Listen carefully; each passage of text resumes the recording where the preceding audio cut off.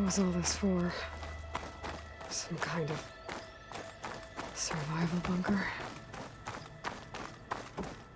What is this? Just a few favorites from my collection. Rescued and stored here just before I went off-world. Take a look, if you like. I'm curious to hear your impressions. My friend is dead. Beta and Gaia are gone, and you want me to look at old paintings? Don't be so quick to dismiss the comfort we can find in art, or the insight we might gain. My favorite pairing on the left is Woman Reading a Letter by Vermeer, a true master. And on the right is a forgery, Woman Reading Music, which fooled experts into believing it was a priceless original. Early in my career, I became fascinated with such deceptions. Eventually, I developed scanning software that could detect fakes with unparalleled accuracy. Is that how you made enough money to buy your way onto the Odyssey? Oh no. I made my real fortune later. Selene and Endymion. She's the goddess of the moon, whereas he's a simple shepherd. Beside her is the god of love, Cupid. So she's sneaking up on him? More like visiting him in secret. The torch that Cupid bears represents Selene's undying infatuation with him. Though the two must remain apart, her love will forever burn. This is Rembrandt painting Jeremiah, a man in mourning. Mourning what? His home. The ancient city of Jerusalem. He foresaw its impending doom, but could do nothing to prevent it. So instead, he saved its treasures from destruction, just as I saved these works. You could say we're kindred spirits. A portrait of the painter, Rembrandt's son Titus, depicted in the habit of a monk. I don't get it. Why would someone like you, with infinite resources, care about this painting of a boy in a hood? It's not the image itself, but the feeling it conveys. The face is bright and defined, but his eyes are downcast, heavy with misfortune. And the background seems to swallow all light. The painting is infused with a sense of loss. I guess I understand how the painter feels. Rembrandt's The Night Watch, by far the most famous painting my homeland ever produced. It was commissioned to honor a militia made up of influential citizens. I guess you must have been an influential citizen? In my day. But not as influential as you've been in this new world. The Gust, by Willem van de Velde, the most famous of his many maritime paintings. A ship crossing into the unknown. I guess you're familiar with that. Indeed, which is why I appreciate this composition in particular. Though waves and wind threaten to destroy the ship, it perseveres, clinging to the light even as darkness closes in all around it. She's pulling out her own hair. Out of madness, out of grief. It's hard to watch her suffer. Stunning, isn't it? Paintings were the only masterpieces of my people's golden age. This is Van Vianen's Lidded Ewer, molded from a single sheet of silver.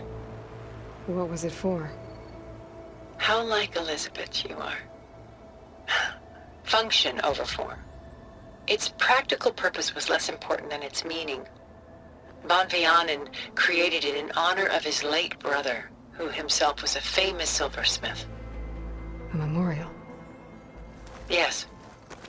Such beauty from sorrow. A lot of weight on his shoulders. I know the feeling.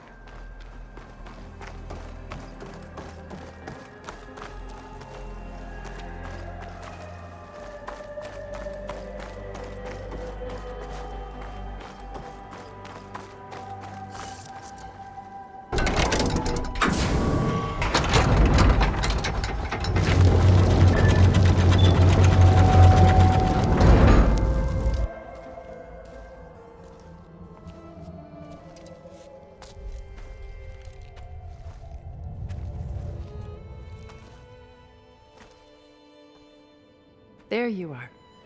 Feeling better? How did you find us? At the cauldron? And what did you do to everyone right before I passed out? All business, I see. Well, suffice it to say we were keeping a very close eye on Hephaestus, knowing we would need it at some point. Your ruse didn't fool us, and as for my little trick, it was an overload of the senses, accompanied by an energy discharge. Gerard and Eric were only momentarily disoriented due to their shields, but it rendered you unconscious while I got you out. Perhaps some breakfast might steady you a bit?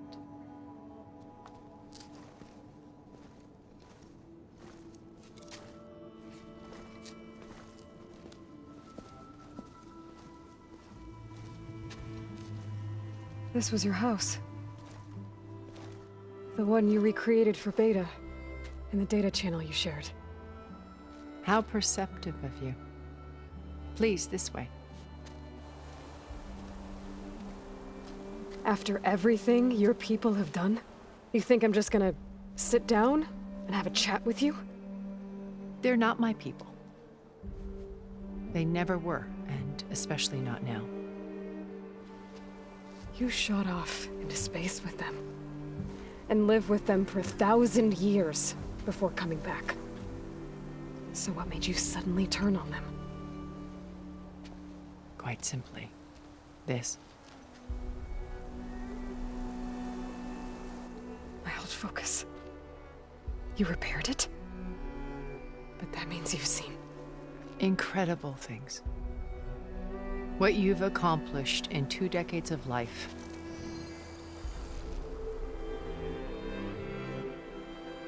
A 1,000 years at my back and I haven't even come close.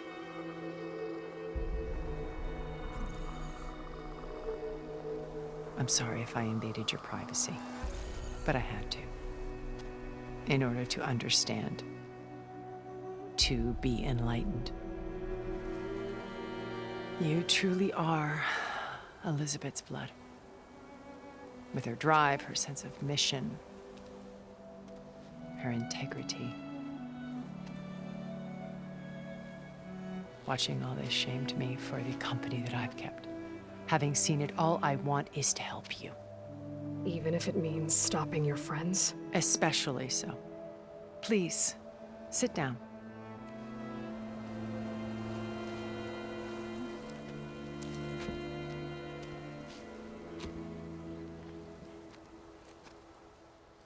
There. That's better. Now, we must recover Beta and Gaia at all costs. By now, you must know that Gerard intends to use Gaia to reboot the Earth's biosphere. Remaking this world to specifications that would only suit us immortals. This process will kill every living thing on the planet. He calls it a clean install. Not if I stop him first. Not if we do. And once he and the others are gone, we can work together to fulfill Elizabeth's dream.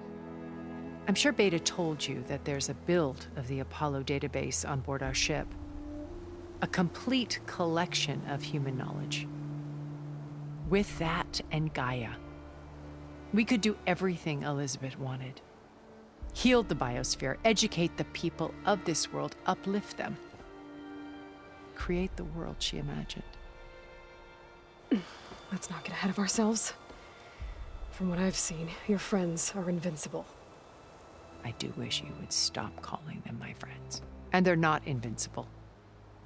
In fact, a friend of yours has found a way to defeat them. Silence. Oh, he's been a busy bee, building an army powerful enough to crash through Gerard's precious base. Yeah. Regala and her rebels. Even now, she's preparing a final march on the Tenakth capital. When she wins, she'll have the entire tribe under her control.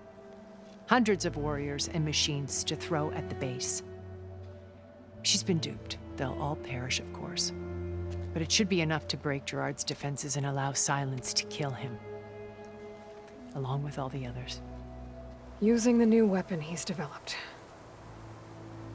Yes, he's found a way to circumvent our shields. Truly an exceptional man. He's planned for everything. Except you and me.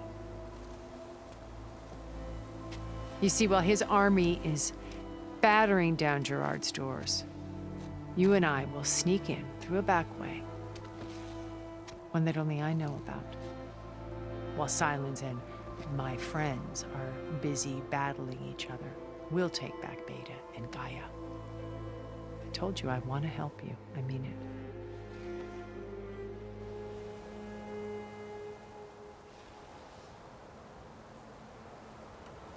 My old focus. How did you find it, let alone repair it? When we encountered you at the Hades Proving Lab, Gerard saw you as a redundancy. I knew better. You were a revelation. After your dramatic escape, bravo, by the way. Gerard and Eric assumed you were dead and gave up the hunt. I wasn't so sure. When the others were busy, I returned to the lab and searched for any trace of you. That's when I found this little treasure. Not easy to repair, but certainly worth the effort. As I watched your life unfold, you were like a splash of color on a worn canvas. What Liz was, and more. Did you show it to the others? Of course not. It was your actions that inspired me to defy them. It's worth noting that if I hadn't found it and watched its contents, I wouldn't have known to save you at the cauldron. You'd be dead. So I should be grateful? If you like.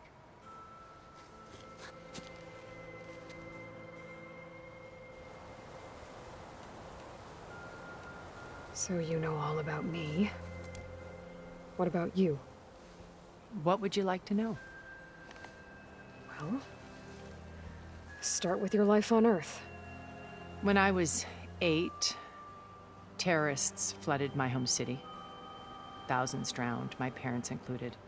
I was one of the few who survived. My guardian sent me to boarding school. Among my peers, I was the strange girl, the orphan to be avoided. All because of circumstances beyond my control. Oh. So we're a lot alike, huh? Aren't we? You were an outcast. But you didn't let that stop you from getting what you needed. Neither did I.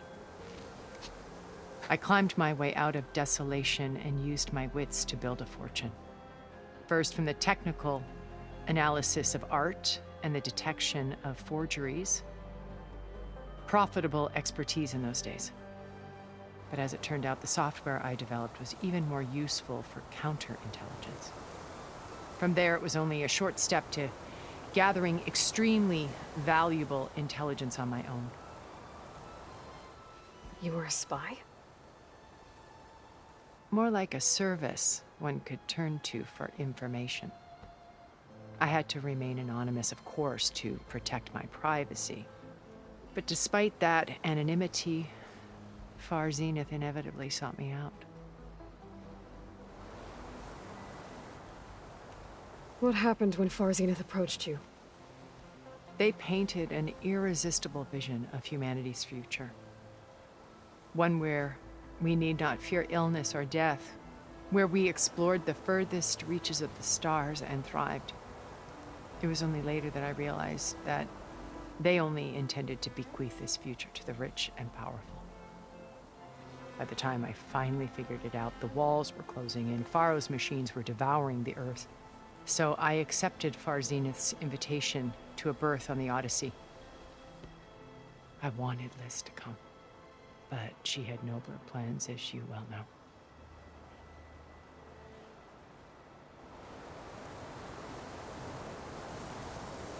So you didn't know the other Zeniths were monsters until it was too late? I knew some of them were, certainly. It wasn't until we were off-planet that I understood the true scope of their greed. I was grateful to simply be alive, but the others became obsessed with a kind of effortless immortality.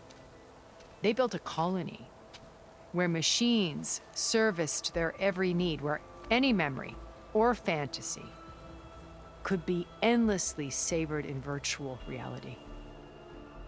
It wasn't life. It was stultifying, a pampered dream state. As the decades passed, I withdrew more and more, alone yet again, but this time with eons to consider my mistakes. Now finally, having met you, I feel like I have a second chance. To do what? Help you, of course. To fulfill Liz's dream, which isn't so different from Farzenith's original vision. A better future for humanity.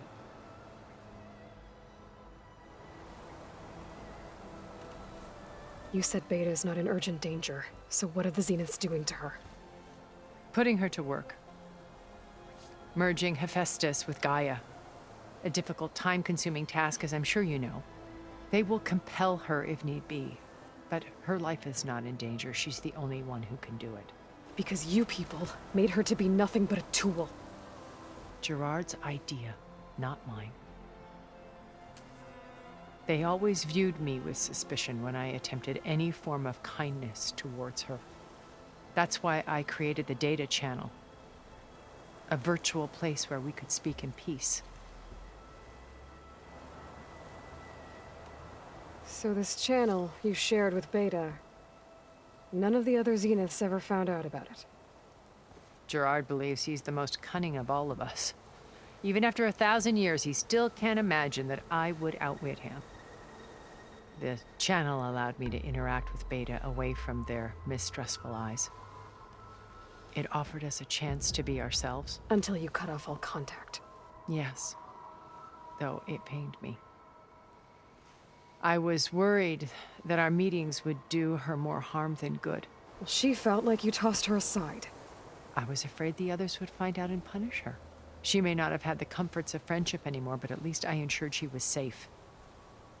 I know it seems harsh, but you must believe that her well-being has always been paramount to me.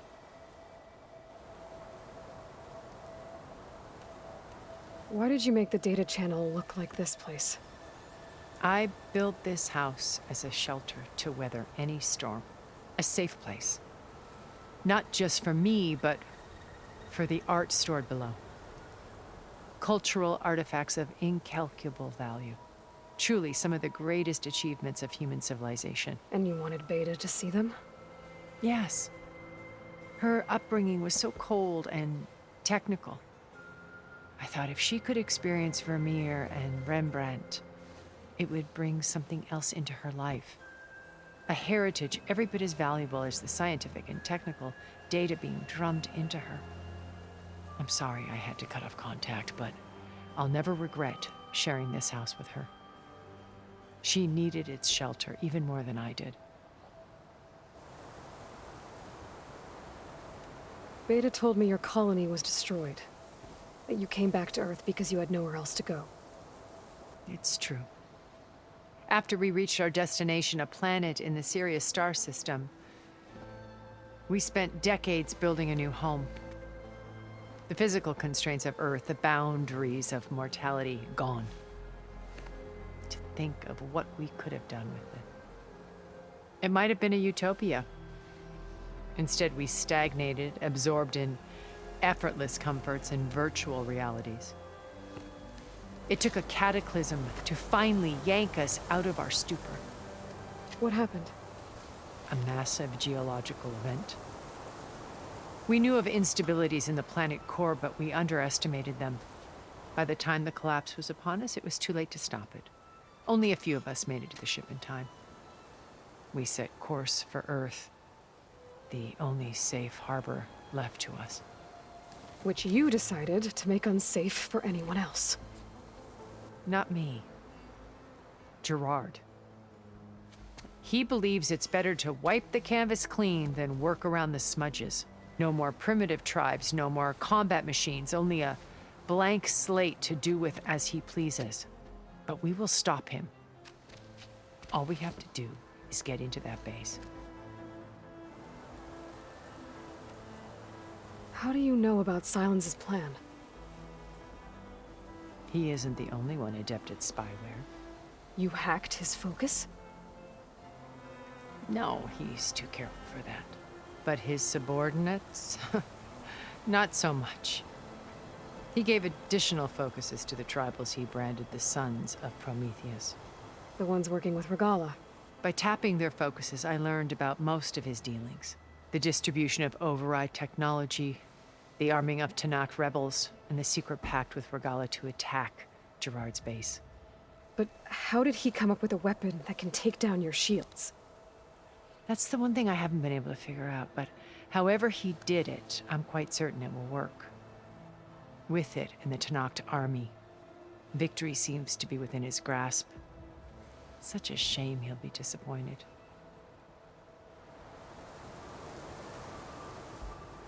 Regala's only interested in killing Hekarro and waging war on the Karja. What does she have to gain by attacking Zeniths? It's the price she must pay for her war. Without the ability to override machines, her little rebellion would have languished in the desert.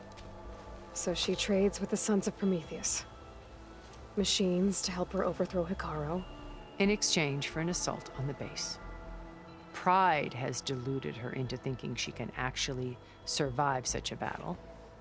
And all without ever knowing who the Sons of Prometheus really answer to. Yet for all of Silence's brilliance, still he underestimates you. That blind spot is what will allow us to take Beta and Gaia right out from under him. While hundreds of Tanakh are cut down outside. What exactly is your plan to sneak into the Zenith base? We will make use of a lesson I learned from an early age. Always know your exits. In this case, a place where Gerard's new construction meets the ancient foundation, a passage that only I can access. When Silence flings his army at the base, we will enter through this back door, bypassing most of the fighting. The distraction will provide us with a window in which to rescue Beta and Gaia.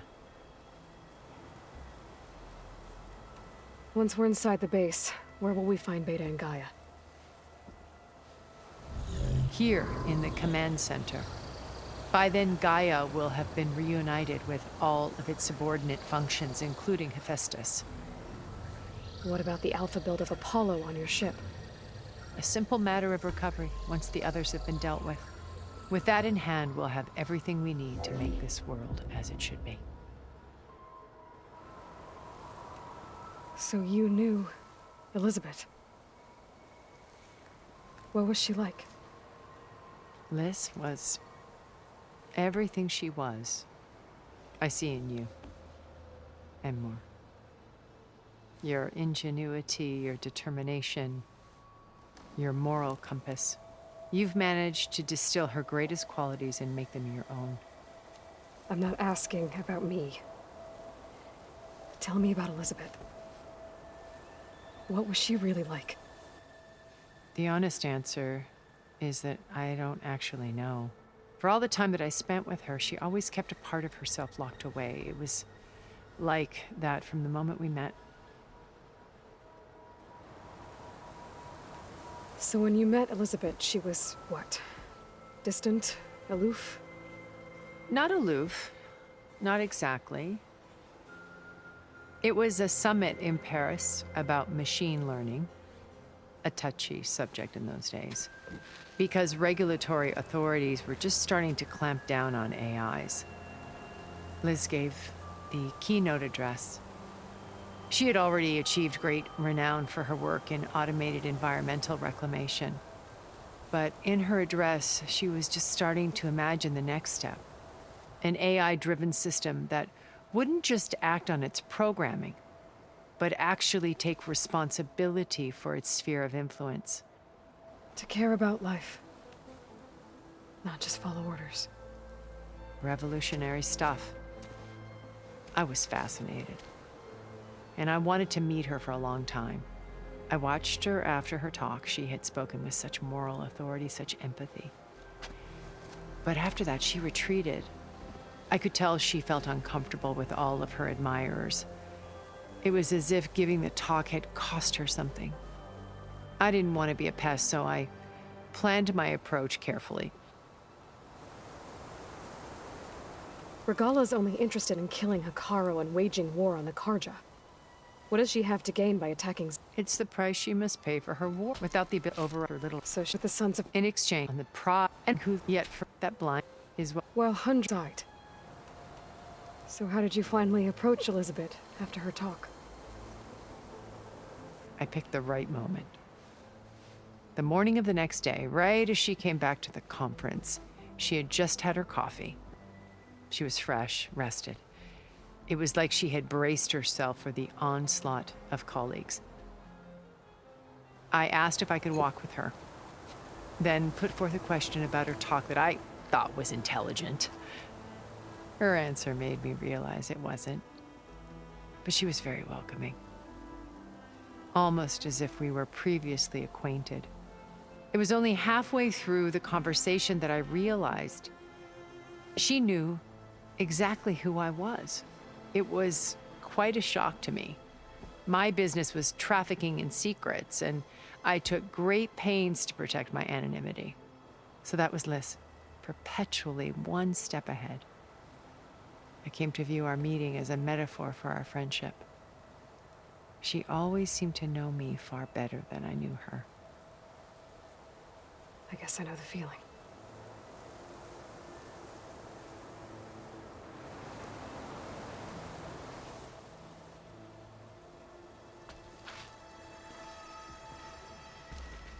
First Varl.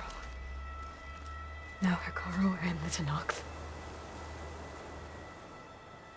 Your plan would wipe out an entire tribe. There has to be another way. We are in an admittedly desperate situation, but I assure you there isn't. Remember Zero Dawn. Elizabeth's sacrifice. Sometimes many have to die for a new world to grow. If it looks impossible, look deeper. Wait. The data channel. It still exists, doesn't it? I need you to open it. Let me talk to Beta. Impossible. We might be detected. It's worth the risk. There is another way, one where the Tenakth survive. But we won't. If the others... If you want to help, open it.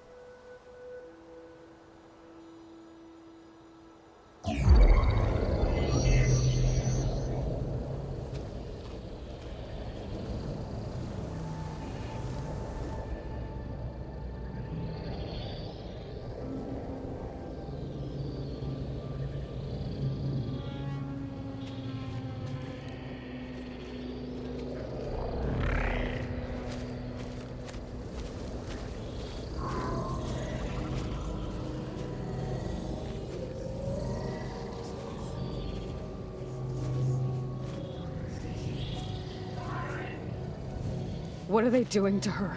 Virtual reality dissociation. The manual merge of Hephaestus will take hours upon hours of tedious micromanagement. If she resists the work, they run simulations to induce feelings of isolation and despair. Beta, can you hear me? You're alive. They're watching me. I can't hold up this extra protection for long. You should have killed me. No. No, look at me. I'm coming for you. I promise. Okay? I just need you to hold out a little while longer and work on the merge.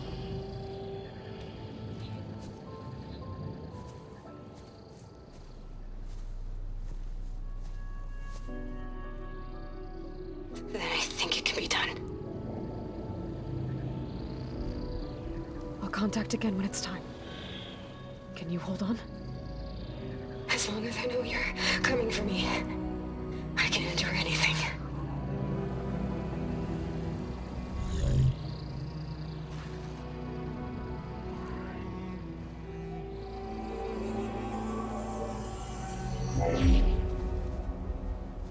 All right. I did as you asked. Now I think you need to tell me what you're planning. I'm going to take Silent's army away. I don't need it. Only the weapon he made to penetrate your shields. And how do you propose to get it? Ask him nicely? Without Regala and her rebels, he won't have a choice. We'll be his only option. Only option for what? What did you tell her? That is between me and my sister. Will be Silent's only option for crashing that base. I'll tell you the rest later. But first, there are a couple of things I have to do. Oh. And what are those? Lay my friend to rest. And then I'm going to use the override that Beta gave me at Gemini to put an end to Regala's rebellion. From the air. Wait. Since you insist on doing things your way, I know of something that will truly help you make a grand entrance with the Tenakth. The ancient Horus Titans still possess electromagnetic energy cells as part of their arsenal. Drop one of those on Regala's army and they'll receive quite a surprise.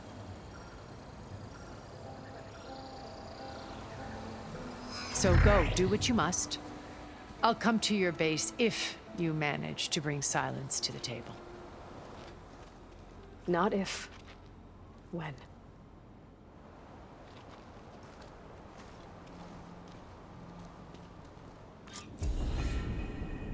Erend, are you there? Aloy! Aloy, is that really you? Yeah, it's me. Where's everyone else? We're all... we're back at base. What happened? It might be easier to explain in person. I'll try to join you there when I can. Okay. We'll wait here for you. It's good to hear your voice, Aloy.